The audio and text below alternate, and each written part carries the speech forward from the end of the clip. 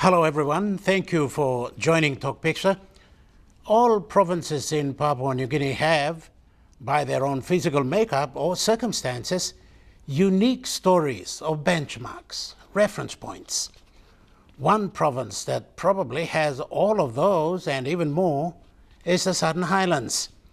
It is the last province to split into two, giving rise to the new Hela province towards the west. Hela takes with it Taripori, Komomagarima, Koroba Kopiago, and just a little over 350,000 people. The other open seats of Yalabu Pangia, Imbongu, Kagoerave, Mendi, and Nipakutubu remain part of the Southern Highlands. Until recently, the Southern Highlands was the largest in land area, together with Western and Morobe provinces, 9 open electorates and nearly 1 million people. Also, the source of many landmarks in a country, some of the mighty rivers begin there. It has the second highest mountain peak in PNG, Giliwe, soaring at over 12,000 feet above sea level. Furthermore, the Southern Highlands became the pinhead of Papua New Guinea's resource sector with discoveries of oil and gas. The terms conferred today are Kutubu, Gobe, Moran in oil, and Heights, Sangore, and Jua make up what is now termed as LNG. No doubt there will be more to further elevate this part of the country to the exclusive club of oil and gas producers.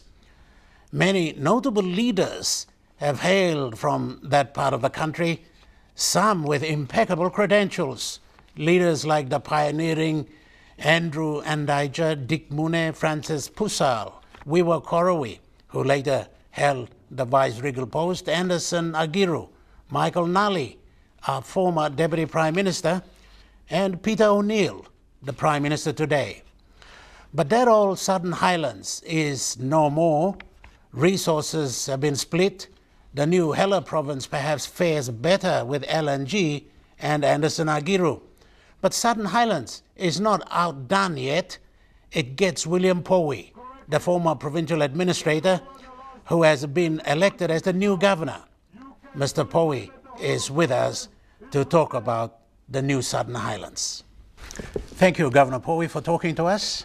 As administrator, come politician, you are probably positioned much better to take the challenging role of taking that province forward. Well, depends on how people see it. I have been an administrator for the last 5 years before the elections, and because the national government, through the national parliament, decided to separate Hela from the mainstream Southern Highlands, the vacancy was created by virtue of the separation anyway.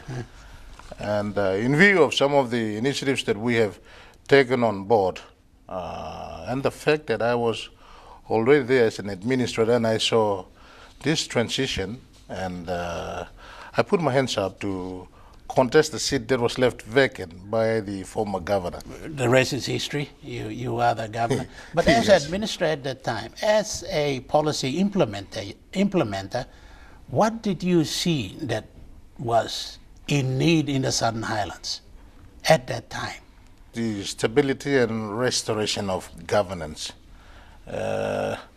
Before my time, I think, as you are quite aware, there was Southern Highlands had a problem of maladministration, lack of good governance, and end result was there was literally no service delivery in the communities and the districts.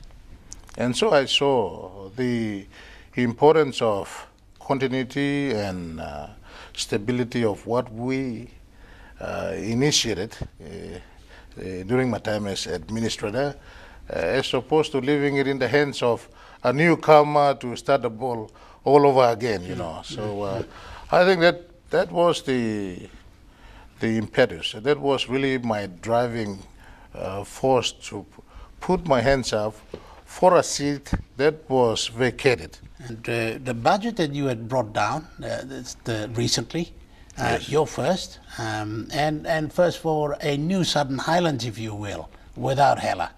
and it is in a 300 million mark. What is the thrust? Where is the thrust of that budget? In Southern Highlands, under my leadership as governor, we have put together a master plan, if you like, or a provincial development plan, and that is in draft stage now, and we are going to go through stakeholder consultations with, of course, the national government agencies, relevant national government agencies, the stakeholders in Southern Highlands, including the private sector who are in Southern Highlands. So we do business of government under an overarching framework. Okay. So in the Southern Highlands, I have, through the administration, we have put together this master plan that includes all our health and education facilities anywhere, all our feeder roads and main provincial government roads, all our government institutions, all our rundown tea and coffee, plantations, all facilities of government, and what our development priorities are. Yeah. And so, because our internal revenue, as we see it, is close to 56 million, that is not adequate to meet the challenging demands that are there before the provincial government. And so together with the national government grants, so the 300 million in total would include the 50 million, 10 million going to the respective districts, the 5 districts we have, the LLG grants that we also have, with the increased funding from the national government of on average 500,000 to the respective LLGs. Well, that also includes the administrative, the salary component, personal emolument and salaries. Sure. Also in that staff, the education teacher staffing salary component as well. So put together, including the provincial support grant funding of 25 million that the national government provides to the Southern Highlands provincial government. That put together is the Southern Highlands provincial government budget of 300 million. But if you look at our internal revenue, we only have 56 million. Yes. But given that for 2013 that you're going to go forward with, Yes. how confident are you that you will have weeded out the corruption that had existed before, the misuse and the abuse that had existed in the province prior to you coming in? How confident are you that you are now on a clean slate? Under this, under this overall framework of the Southern Highlands Provincial Government Development Plan, we want to phase out. We want to have a phased approach to implementation. Some things we can do now. Some things we can do within the medium to long term. We can't do everything. So we're having a phased approach to implementation of our priorities within the overarching framework of the provincial master plan. And so what we have for this year is the national government has called this year the year of implementation. Right. For us in Southern Highlands, we have our provincial theme of restoration, rehabilitation, and stability. Okay. Yeah. So our budget, which includes the 300 million, really deals with this program of restoration and maintaining, stability of the entire government operations in Southern You're Highlands. confident you have the right people to get that forward? For that, we have the public service machinery on the ground. Although we may lack the capacity, that is something of a challenge to us, and we will deal with that.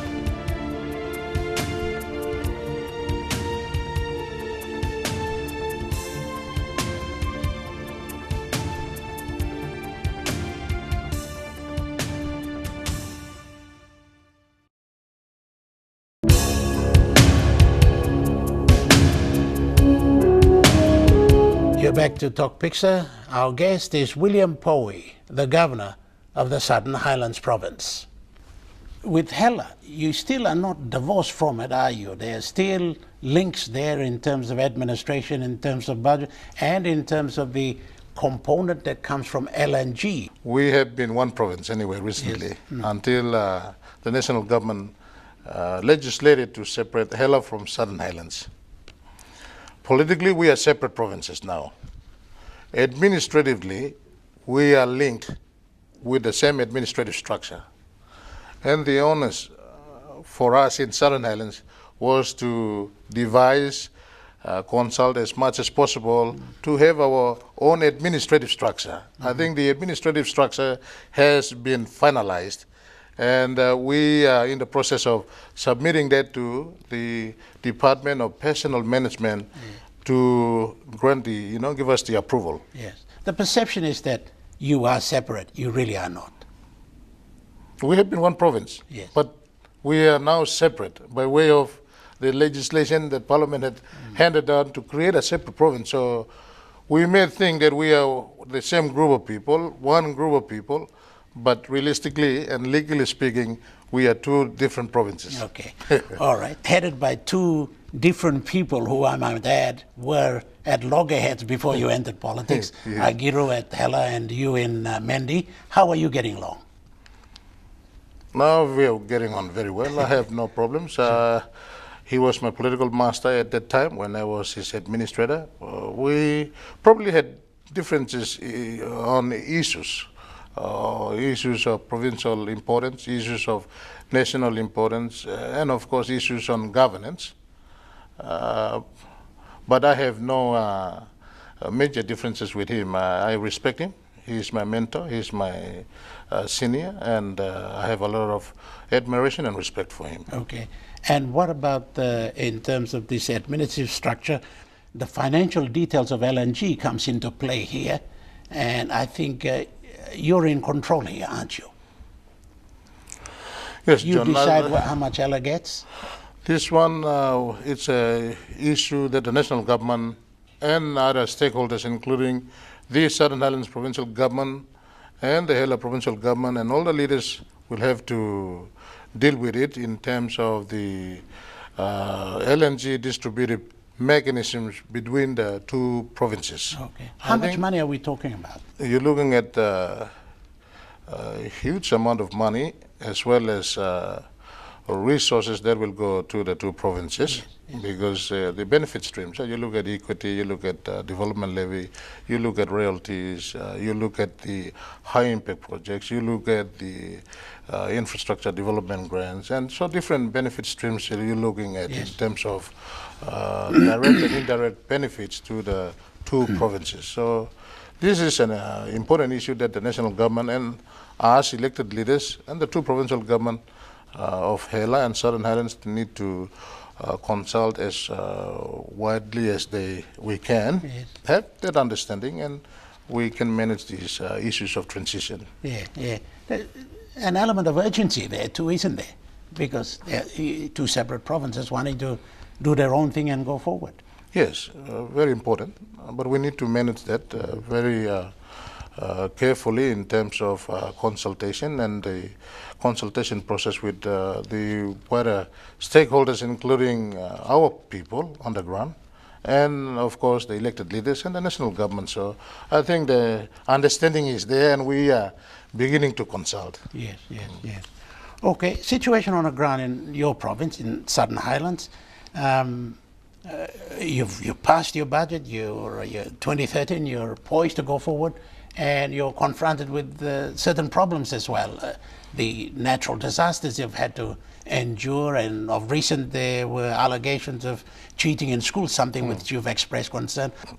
For the Southern Highlands provincial government, as I have alluded to, we have this, all our priorities all clearly documented, and including our district profile, all our priorities under the master plan, the development plan we have now, which we will launch in the first quarter.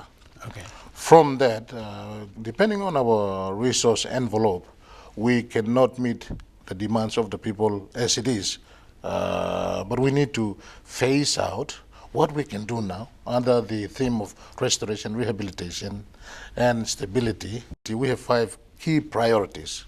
I think the first one is law and order. We need to deal with the rule of law in the Southern Highlands.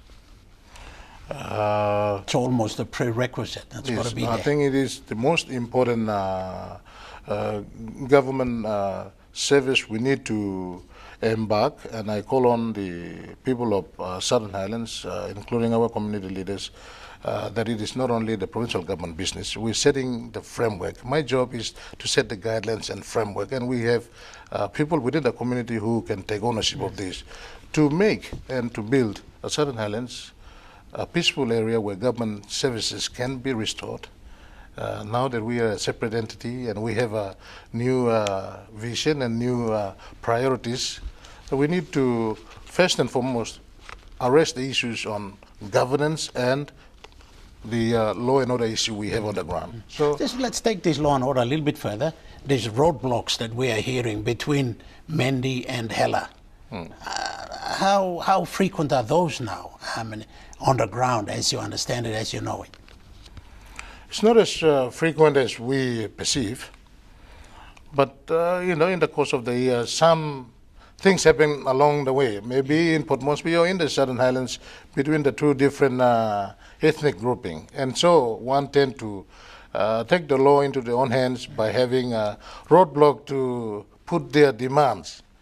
And I've talked to the Minister for Police, the Commissioner and the Commissioner of Police and the Deputy Commissioner, and in consultation with the PPC and other law and justice sector agencies in Southern Highlands. The other important component within the law and justice sector in Southern Highlands is that the Provincial Executive Council has established a task force headed by the Provincial Police Commander in Mendi to deal with trouble fights, because trouble fights... How frequent are they now? Do you have a lot of them? Trouble fights used to be frequent in Southern Highlands, but over the last 3-5 years, things have slowed down. So I commend the people of Southern Highlands, particularly with the people in the districts and communities. And so law and order has not been as frequent as used to be in the past. Is it because of the change in leadership? Is it because there is a prime minister that comes from there? Is it because of LNG? What could be the reason? There's so many factors. I think one of which is we host the prime minister from our province, and the leadership, the people have spoken through the elections, and they have a lot of respect for government, and so the understanding is reaching the people.